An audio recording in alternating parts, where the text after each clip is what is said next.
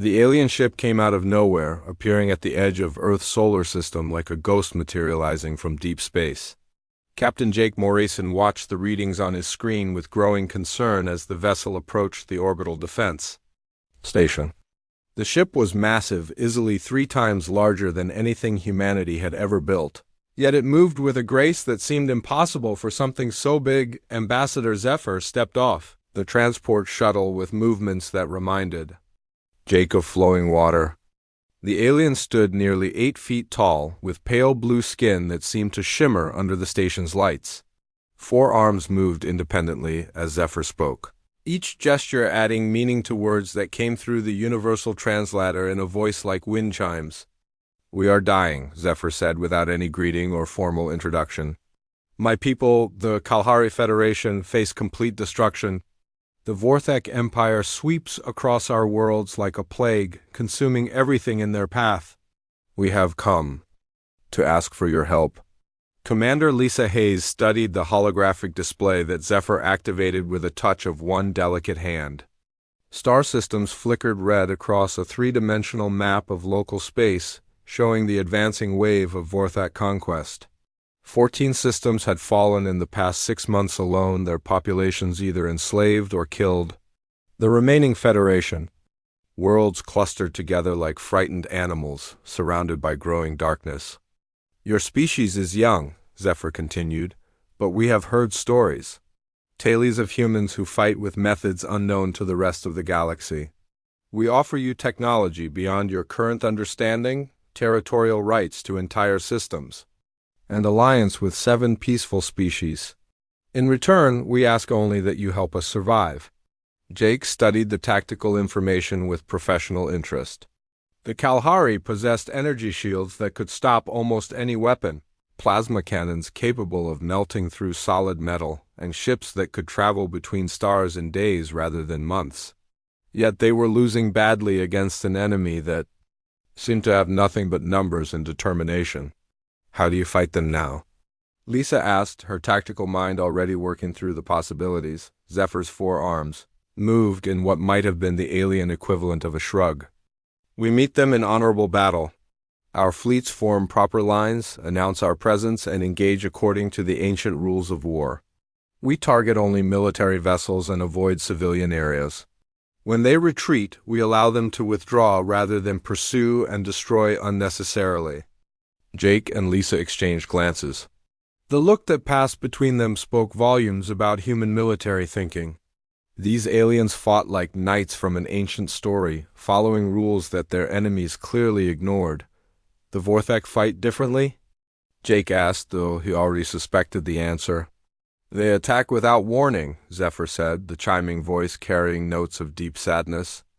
"They target our evacuation ships, destroy our medical facilities, and show no mercy to those who surrender. When we form battle lines, they send small ships to attack from unexpected angles. When we announce our presence, they use the time to prepare ambush. They fight like ... animals." President William Carter received the full briefing 3 hours later in the secure conference room beneath the White House. Admiral Richard Stone spread the tactical data across the main screen, while General Patricia Adams reviewed intelligence reports that painted a grim picture of the galactic situation. "The Vorthek Empire has been expanding for over 2 centuries, Admiral Stone explained. They've conquered 47 different species using the same basic strategy. Overwhelming numbers, surprise attacks, and absolutely no regard for what the rest of the galaxy considers proper rules of engagement." General Adams nodded grimly. "Every species they've faced has fought the same way the Kalahari do now. Honorable, predictable, and ultimately doomed. The Vorthak have turned war into a science, and their opponents keep bringing swords to gunfights. What makes them think we'd be any different?" President Carter asked. "Because we are different," Admiral Stone replied. "Every other species in the galaxy evolved from peaceful cooperation or simple predation. They learned to fight as an extension of their natural behaviors. Humans evolved by fighting other humans for thousands of years. We've spent our entire history perfecting the art of war against opponents just as intelligent and creative as ourselves. The room fell silent as the implications sank in. Humanity had always been considered a young, minor species by galactic standards. Most aliens viewed human history of constant warfare as a sign of primitive development rather than tactical sophistication. "The Kalahari expect us to reinforce their battle lines," General Adams continued. "They want us to help them fight the same way they've been fighting and losing. They have no idea what human warfare actually looks like." President Carter studied the star map showing Vorthek expansion. The enemy advance would reach the edge of human space within 5 years if it continued unchecked. Earth had a choice: help the Kalahari fight a losing war using their methods, or teach the galaxy what total war really meant. "Gentlemen, lady," the president said finally, "I think it's time the galaxy learned why humans spent so long fighting each other. We're going to show them what we learned." The decision was unanimous. Humanity would answer the call for help, but they would do it their way. Colonel Danny Wright felt sick to his stomach as he watched the battle recordings for the third time. The Starship Liberty hung at the edge of Kalahari space, its crew studying what passed for military tactics among the Federation forces. What they saw defied every principle of warfare that humans had learned through centuries of conflict. The Kalahari fleet approached the Vorthek formation in perfect geometric lines, their ships spaced with mathematical precision. They broadcast their intentions clearly, announcing their battle plan and requesting formal acknowledgement from their enemies. When the Vorthak responded with their own formal challenge, both fleets maneuvered into traditional combat positions, like dancers following ancient steps. "They're giving the enemy time to prepare," Lieutenant Colonel Amy Foster muttered, shaking her head in disbelief. "Look at this." The Kalahari announced they're going to attack the left flank, then spend 20 minutes getting into position while the Vorthak reinforced that exact spot. The battle itself was even worse. Kalahari ships fired plasma bolts in predictable patterns, targeting only military vessels while carefully avoiding any shot that might accidentally damage civilian structures on the nearby planet. When Vorthak fighters broke formation to attack evacuation ships, the Kalahari actually pulled back their own forces rather than pursue through the civilian traffic lanes. "They're fighting like it's a game," Danny said quietly. "Like there are rules that both sides agreed to follow." Amy pulled up another recording from the same battle. "Watch what happens when the Kalahari start winning." On screen, the Federation forces had broken through the Vorthek defensive line and were advancing toward the enemy command ship. Then, impossibly, they stopped. The Kalahari commander broadcast a message offering terms for honorable surrender. The Vorthak response was swift and brutal. While the Kalahari waited for a reply to their surrender offer, Vorthek reinforcements arrived from 2 other systems. The ambush caught the Federation fleet completely off guard, destroying half their ships before they could even begin to retreat. "They keep doing this," Amy continued, calling up file after file of similar battles. "Every single engagement follows the same pattern. The Kalahari fight with honor, the Vorthak exploit that honor, and good people die because they won't adapt. Their tactics." General Scott Baker joined them in the observation deck, carrying classified files from Earth's military archives. "I've been reviewing our response strategy with the Joint Chiefs," he said. "Command has decided that we're not going to reinforce Kalahari battle lines or follow their tactical doctrine." "What are we going to do instead?" Danny asked. "We're going to teach the galaxy what human warfare looks like," Scott replied grimly. "The Vorthek have been winning because they're the only species that fights dirty. They think they understand war because they've been beating opponents who fight with one hand tied behind their backs." Amy studied the tactical displays with new interest. "They've never faced an enemy that fights the way humans do." "Exactly. The Vorthak expect their opponents to announce attacks, form battle lines, and avoid civilian targets. They've built their entire military doctrine around exploiting those weaknesses." Scott activated a new display showing human military history. "We spent thousands of years fighting other humans. Every trick the Vorthek use against the Kalahari, we invented and perfected against our own species. Captain Tony Chun briefed the first human volunteer units 3 days later aboard the carrier. Washington. The assembled soldiers and pilots represented the best of Earth's military forces, but they looked confused as Tony explained their mission parameters. "Forget everything you know about fighting alongside alien allies," Tony began. "The Kalahari expect us to integrate into their command structure and follow their rules of engagement. We're not going to do that." He activated a holographic display showing Vorthak territory. "Our job is not to help the Kalahari fight better using their methods. Our job is to teach the entire galaxy what happens when humans go to war." "What about civilian casualties?" asked Major Beth Collins from the Special Operations Unit. "The Vorthak don't recognize that distinction," Tony replied. "Every Vorthak civilian is a potential soldier. Every factory produces weapons. Every transport moves military supplies. The enemy has chosen total war. We're going to give them total war." Commander Nancy Wright coordinated with intelligence agencies back on Earth, establishing networks that would have shocked the Kalahari if they understood what humans were planning. Every Vorthak communication would be intercepted and decoded. Every supply convoy would be tracked and targeted. Every command post would be identified and marked for destruction. "The Kalahari think war is about battles between military forces," Nancy explained to her intelligence officers. "Humans understand that war is about destroying the enemy's ability and willingness to fight. We're going to hit them everywhere except where they expect us." The first human fleet prepared to depart for the war zone under Admiral Kevin Ross. Unlike Kalahari vessels with their artistic designs and ceremonial weapons, human warships looked exactly like what they were: machines built for killing. Angular hulls bristled with missile tubes and railgun batteries. Stealth coating absorbed sensor sweeps. Electronic warfare suites prepared to blind and confuse enemy communications. "The Vorthak have been fighting the same war for 2 centuries, Admiral Ross told his captains during the final briefing. "They know exactly how their enemies will behave because every species fights the same way. They form lines, they announce intentions, they follow rules." He paused, looking at the assembled officers who would soon teach the galaxy a new kind of warfare. "We're going to show them what happens when they face an enemy that doesn't follow any rules except victory."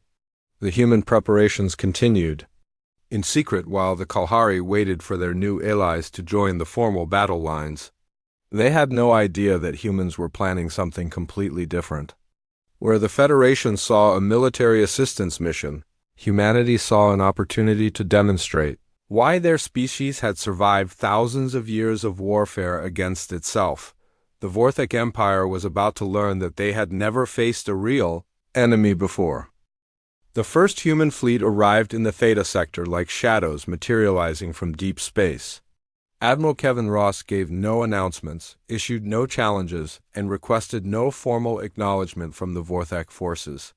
His ships simply appeared and began killing. The Vorthak supply convoy never saw the attack coming. One moment, 12 cargo vessels were traveling through what should have been secure space, carrying ammunition and food to the front lines. The next moment, human missiles emerged from the asteroid field where no sensors had detected any ships. The convoy disappeared in a series of brilliant explosions that lit up the darkness between worlds. "Target destroyed," reported Captain Roy Davis from his destroyer squadron. "No survivors, no witnesses, no evidence we were ever here." Admiral Ross studied the tactical display with satisfaction. The Vorthak would find the wreckage eventually, but they would have no idea who attacked or how. For the first time in their military history, they faced an enemy that struck without warning and vanished without trace. Major Beth Collins led her special operations teams in attacks that would have horrified the Kalahari if they had known about them. Human soldiers didn't target military bases or weapon factories. Instead, they hit power plants that supplied energy to entire continents. They destroyed water treatment facilities that served millions of civilians. They sabotaged transportation networks that moved both military supplies and food for ordinary families. "The Vorthak think war is about army fighting army," Beth explained to her team leaders as they prepared for another raid. Humans know that war is about making the enemy unable to continue fighting. Every power plant we destroy means their factories can't produce weapons. Every transport hub we hit means their supplies can't reach the front lines. The Vorthak had never faced this kind of warfare before. Their entire military doctrine was built around massive fleet battles and direct assaults on fortified positions. They had no defense against enemies who refused to fight fair, who attacked infrastructure instead of armies, who disappeared before reinforcements could arrive. Captain Tony Chun demonstrated human naval tactics by using the debris from destroyed Vorthak ships as camouflage for his own vessels. His squadron would hide among the wreckage of previous battles, waiting for enemy patrols to investigate. When Vorthak ships came close enough, human weapons would fire from point-blank range before the enemy even knew they were under attack.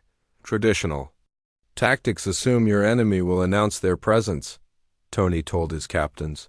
The Kalahari do it, every other species does it, so the Vorthak expect it. We're going to teach them that humans don't believe in fair fights. The psychological impact was devastating.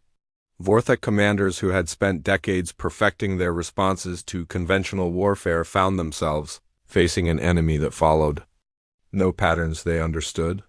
Human attacks came from unexpected directions at impossible times. Supply lines that had been secure for generations suddenly became death traps. General Helen Moore arrived with the second wave of human forces, bringing military advisors who would teach Kalahari units how to fight like humans. The first joint training session nearly caused a diplomatic incident when human instructors told Federation soldiers to abandon their formal battle lines. "Your formations are beautiful," Colonel Gary White explained to a group of shocked Kalahari. "Officers, they're also suicide. The enemy knows exactly where you'll be and what you'll do because you follow the same patterns every time." The Kalahari commander, a tall alien with silver skin named Kethver, struggled to understand the concept. "But how can we coordinate our forces without proper formations? How can we avoid friendly fire without designated sectors?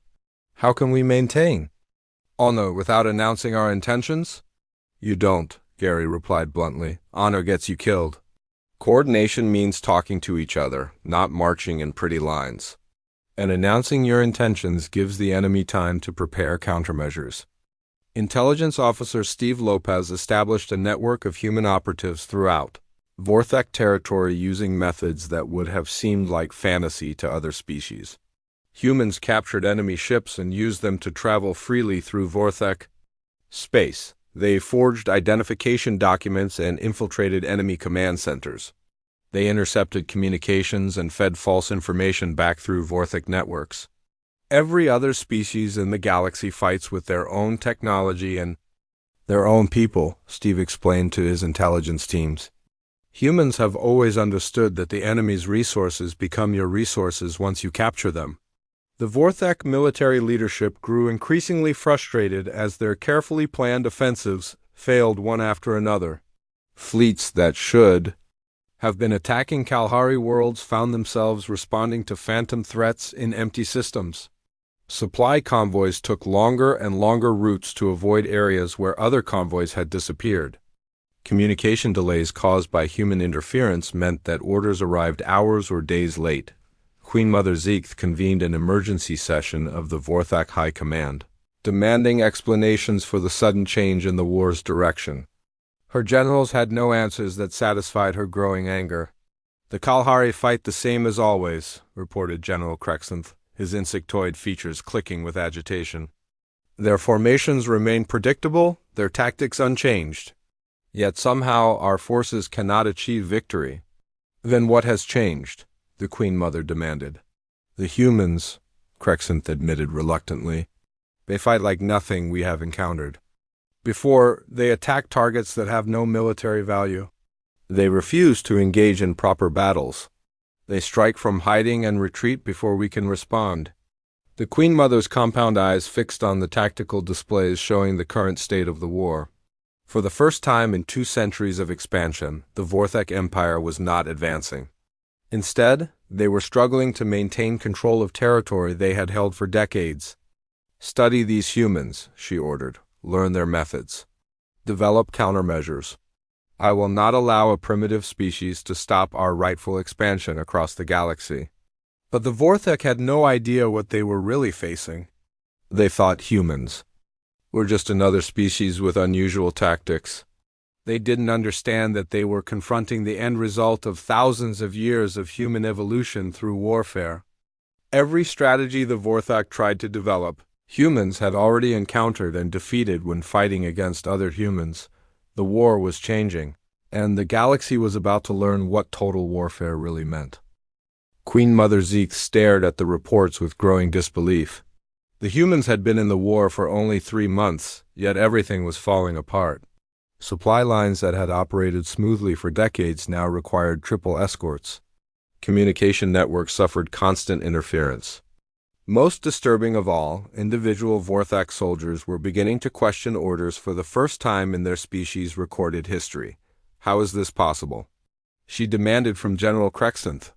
We have fought 47 different species. We have perfected our strategies through 2 centuries of conquest. How can one primitive race cause such disruption?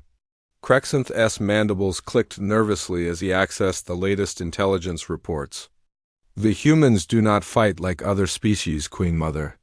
They target our infrastructure, not our armies. They attack civilians, not soldiers. They use our own weapons against us and disappear before we can respond. Then adapt our tactics, the Queen Mother ordered. Protect the infrastructure. Guard the civilians. Hunt down these raiders and destroy them. But adaptation proved impossible when the enemy changed faster than countermeasures could be developed. Colonel Gary White had introduced psychological warfare to the galactic conflict, and the results were devastating to a species that relied on hive mind coordination. Human hackers had infiltrated Vorthak communication networks, inserting subtle changes into routine orders. Instead of "Advance to Sector 7", commands now read "Advance to Sector 8". Navigation coordinates were altered by tiny amounts that sent entire fleets to empty space. Medical supply requests were changed to weapon requests, creating chaos in logistics networks.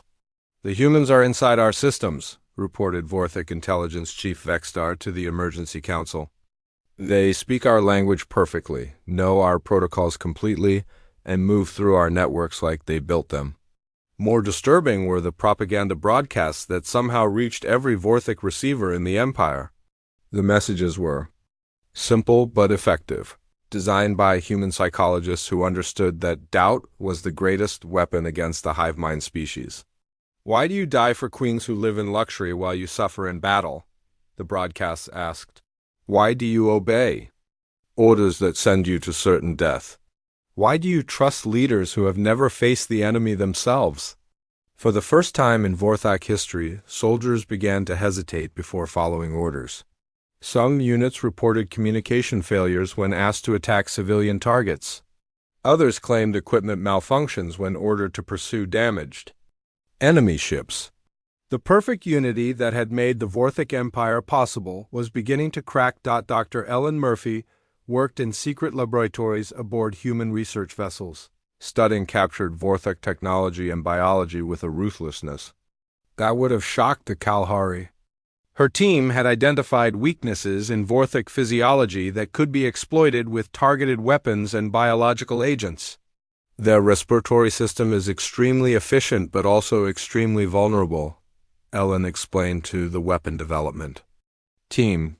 "A gas that would barely affect humans or Kalahari will shut down Vorthak breathing completely within minutes." "What about their hive mind communication?" asked her assistant, Dr. Carl Lewis. "Even better," Ellen replied with a cold smile. "Their neural implants that allow collective thinking can be overloaded with the right electromagnetic pulse. We can literally drive them insane by broadcasting on their mental frequencies."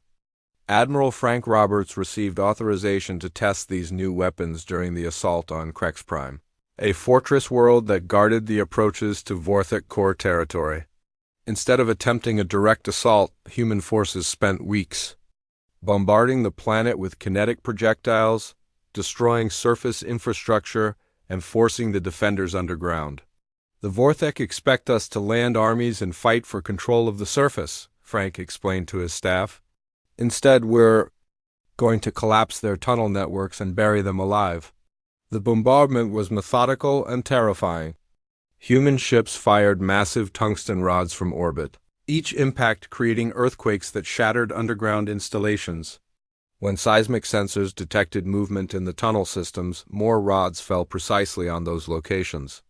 The Vorthak. Defenders found themselves trapped in an underground maze that was slowly collapsing around them. Commander Julia Martin coordinated the cyber warfare campaign that accompanied the physical assault. Human artificial intelligence systems, far more advanced than anything the Vorthak possessed, penetrated every computer network on the planet. Life support systems began to malfunction, providing too much oxygen in some areas and too little in others. Navigation systems led defenders in circles through their own tunnels. Weapon targeting computers refused to function, leaving guns that could fire but not aim. "We're not just attacking their bodies," Julia explained to her cyber warfare team. "We're attacking their ability to think clearly, to coordinate, to trust their own equipment. They're fighting us, their environment, and their own technology all at the same time." The psychological impact spread throughout the Vorthak Empire as news of Krexprime's fate reached other worlds. For 2 centuries, the Vorthak had believed their technology and tactics made them invincible. Now they faced an enemy that turned their own advantages against them, that fought without honor or restraint, that treated war as a problem to be solved rather than a contest to be won. Captain Mary Johnson led deep strike missions into the heart of Vorthak space, targeting not just military assets but the cultural and historical sites that gave meaning to Vorthak civilization. Ancient temples were reduced to rubble. Museums containing irreplaceable artifacts were bombed into dust. Educational centers that had trained Vorthak leaders for generations simply vanished in nuclear fire. "They value their history more than their lives," Mary reported after destroying a monument that had stood for 3,000 years. "Taking away their past hurts them more than killing their soldiers." The Kalahari watched these developments with growing horror and amazement. Ambassador Zephyr requested a private meeting with Admiral Ross to discuss human methods, her forearms trembling with distress. "This is not what we asked for," Zephyr said, her wind chime voice carrying notes of fear. "We wanted your help in fighting the Vorthak military, not in destroying their entire civilization." "Their entire civilization is their military," Ross replied without emotion. "Every Vorthak factory produces weapons. Every Vorthak transport moves supplies to the front. Every Vorthak civilian will become a soldier if we give them the chance. You asked us to stop the Vorthak Empire. This is how humans stop empires." The war had escalated beyond anything the galaxy had ever seen. What began as a conflict between armies had become a systematic destruction of everything that allowed the Vorthak Empire to exist. And humanity was just getting started. The tide of war shifted completely as human tactics spread like a virus throughout the conflict zone. Kalahari forces, trained by human advisors, began achieving victories that had seemed impossible just months before. Federation species that had been retreating for years suddenly found themselves pushing deep into Vorthak territory, using methods that would have horrified their ancestors. General Paul Anderson stood before the Joint Command Council, presenting the most controversial strategy humanity had yet proposed. The holographic display showed Vorthak breeding worlds, planets dedicated entirely to reproduction and the raising of young. These worlds had been considered off-limits by every civilized species in the galaxy. "The Vorthak reproduce faster than we can kill them in battle," Paul explained to the assembled alien commanders. "Every egg that hatches today becomes a soldier in 20 years. Every breeding facility we leave intact guarantees decades of future." Warfare, Ambassador Zephyr's forearms moved in agitated patterns. "You are speaking of genocide, the targeting of non-combatants. This violates every law of civilized warfare." "Civilized warfare is why you were losing," Paul replied coldly. "The Vorthak don't consider your civilians non-combatants. Every human child they capture becomes a slave or food. Every Kalahari settlement they conquer is stripped of resources to fuel their war machine. They chose to make this a war of species survival. We're simply accepting their terms? The debate raged for hours, but the mathematics were undeniable. Human analysts had calculated that conventional warfare would take centuries to defeat the Vorthok Empire, assuming humanity could maintain the current pace of victories indefinitely. Targeting breeding worlds would reduce that timeline to less than a decade. Captain Mary Johnson received the authorization she had been expecting with mixed feelings. Her deep strike force had been hitting industrial and cultural targets for months, but breeding worlds represented a new level of warfare that even humans found disturbing. Still, orders were orders and the logic was sound. The first breeding world died quietly, its population never knowing what hit them, human stealth. Ships released biological agents into the atmosphere, targeting the specific reproductive systems that made Vorthok expansion possible. Within weeks, the planet was sterile, its massive nursery complexes standing empty and silent. Colonel Ted Williams developed the systematic approach that came to be known as infrastructure warfare. His engineering teams didn't just destroy Vorthok facilities, they eliminated the basic systems that allowed civilization to function. Power grids were permanently disabled, not just damaged. Water treatment plants were contaminated beyond repair. Transportation networks were physically removed, leaving gaps that would take decades to rebuild. The goal is not to conquer Vorthok worlds, Ted explained to his demolition experts. The goal is to make them uninhabitable. A planet without power, water, or transportation can't support a modern military. The survivors will be too busy staying alive to fight wars. The results were devastating. Vorthok worlds that had been centers of industry and military production were reduced to pre-technological states almost overnight. Populations that had numbered in the billions found themselves struggling to maintain basic agriculture without mechanized farming equipment. The empire that had conquered half the galaxy was crumbling from within. Ambassador Karen Lewis attempted to negotiate with moderate Vorthok factions, offering them terms that would allow their species to survive. She met with General Victor, one of the few Vorthok commanders who had begun to question the Empire's aggressive expansion. Your species can still have a future, Karen explained through the translator. Withdraw to your original territory, disband your military, and accept human supervision. We will guarantee your survival and eventual rehabilitation. Victor's compound eyes studied the human ambassador with something that might have been respect. You fight like demons, but you offer mercy like angels. How can your species contain such contradictions? We understand that war is a tool, not a purpose, Karen replied. We fight to achieve specific goals, not for the joy of fighting itself. Once our goals are met, the fighting stops. But the negotiations failed when Vorthok pride prevented them from accepting defeat to what they still considered an inferior species. Queen Mother Zeeth personally rejected the human terms, declaring that the Vorthok Empire would fight until the last soldier died rather than submit to alien rule. The rejection of peace terms removed the final constraints on human military action. President Carter signed Executive Order 2847. Authorizing the complete destruction of Vorthok civilization if necessary to end the war. The galaxy had never seen anything like the systematic campaign that followed. Human forces began targeting everything that made Vorthok society possible. Educational centers were destroyed to prevent the training of future leaders. Medical facilities were bombed to increase mortality rates. Food production was sabotaged to create famine conditions. Even artistic and cultural sites were eliminated to break the spirit of the Vorthok people.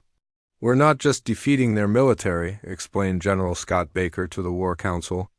We're erasing their ability to maintain an advanced civilization. When this war ends, the Vorthok will be reduced to small tribal groups fighting over scraps. They'll never threaten anyone again. The Kalahari Federation watched in horror as their human allies demonstrated the true meaning of total warfare. Species that had fought honorable wars for millennia found themselves accomplices to the systematic destruction of an entire empire.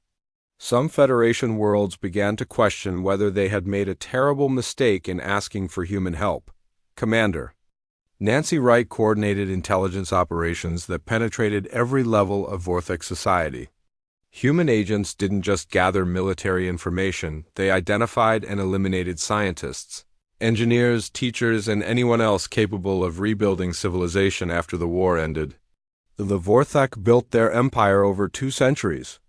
Nancy explained to her operations team. We're going to make sure it takes them 2 more centuries just to rediscover basic technology. Queen Mother Zeek convened an emergency session of the surviving Vorthek leadership, her once mighty empire reduced to a handful of heavily defended core worlds. The reports she received painted a picture of complete civilizational collapse. 70% of our breeding worlds are sterile, reported what remained of her intelligence service. Industrial production has fallen to pre-spaceflight levels. Our military academies, research centers, and technological institutes have been completely destroyed. Then we will fight with whatever remains, the Queen Mother declared. Launch every ship we still possess. Target the human homeworld itself. If we must die, we will take these demons with us. The final Vorthek offensive was already being prepared, a desperate last strike that would bring the war to Earth itself. But human intelligence had been watching and waiting for exactly this. Response: Admiral Victoria Barnes was ready. The Vorthek Empire's final gambit began with the largest fleet movement in galactic history. Queen Mother Zeek had stripped every defended world of its ships, gathering nearly 10,000 vessels for one last desperate assault on Earth itself. If the Vorthek were going to die, they would take humanity's homeworld with them. Admiral Victoria Barnes watched the enemy fleet approach through the outer solar system with grim satisfaction. Human intelligence networks had provided complete details of the Vorthek plan weeks before the attack began. Every ship movement, every communication, every strategic decision had been monitored and reported. The enemy thought they were launching a surprise attack, but they were actually flying into the most carefully prepared ambush in military history. All units maintain silence, Victoria commanded the assembled human fleet. Let them come deeper into the system before we spring the trap. The Vorthek force was massive but desperate. Many ships showed signs of hasty repairs or jury-rigged weapon systems. The Empire's industrial capacity had been so thoroughly destroyed that they were operating with whatever equipment had survived the human campaign. It was still a formidable force, but it lacked the coordination and supply lines that had made Vorthek expansion possible. Captain Roy Davis positioned his destroyer squadron behind the wreckage of an old space station, using the debris as camouflage.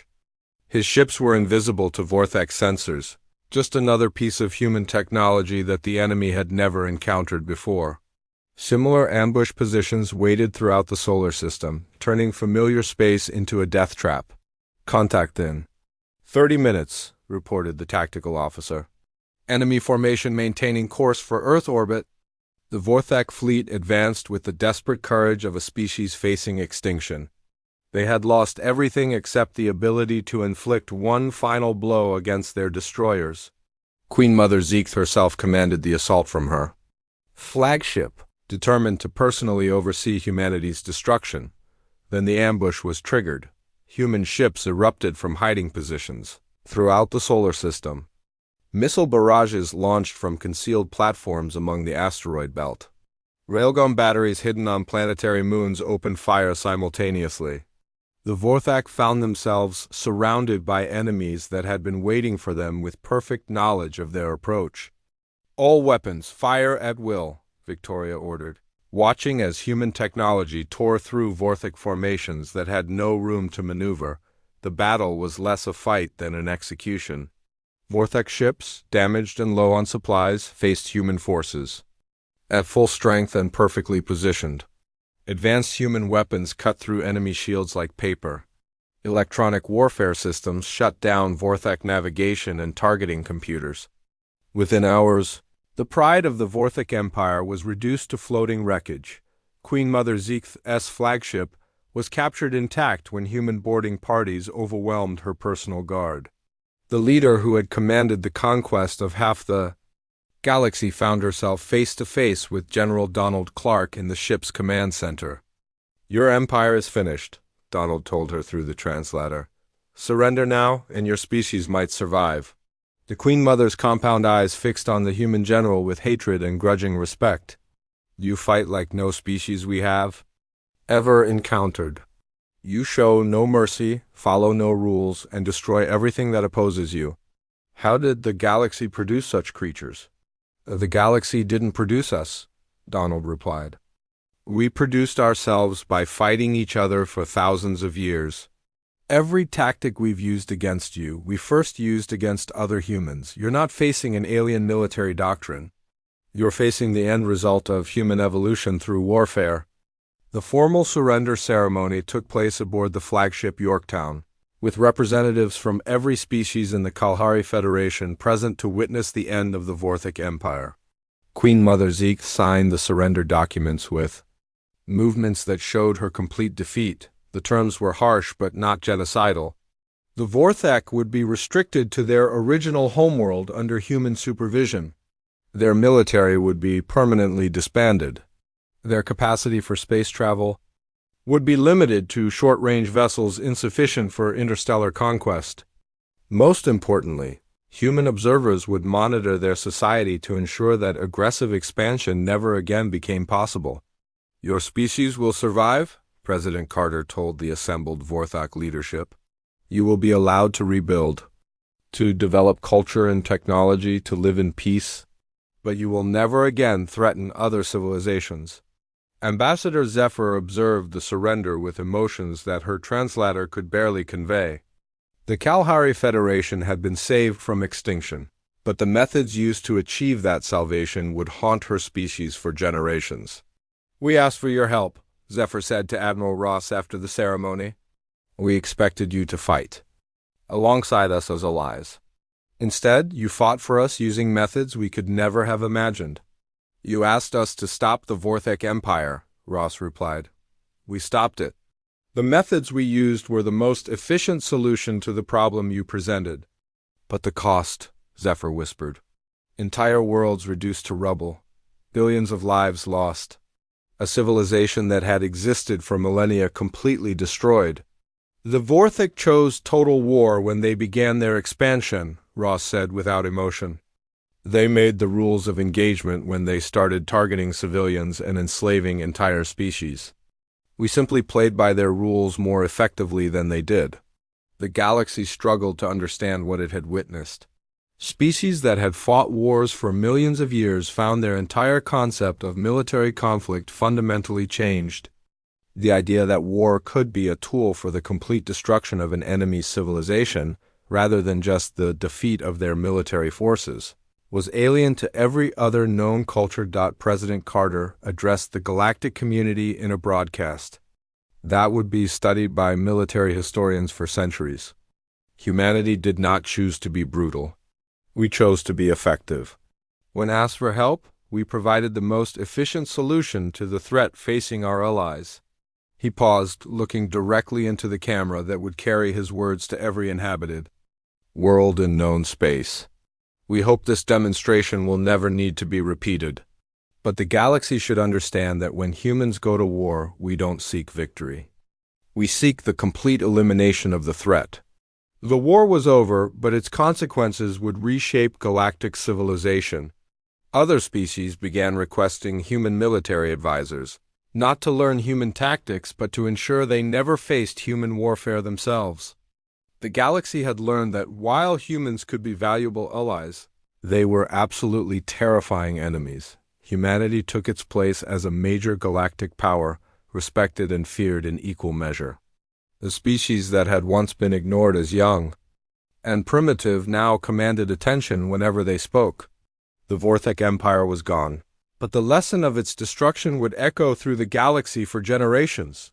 The universe had learned what happens when you ask humanity for help, and humanity decides the most efficient solution is total war.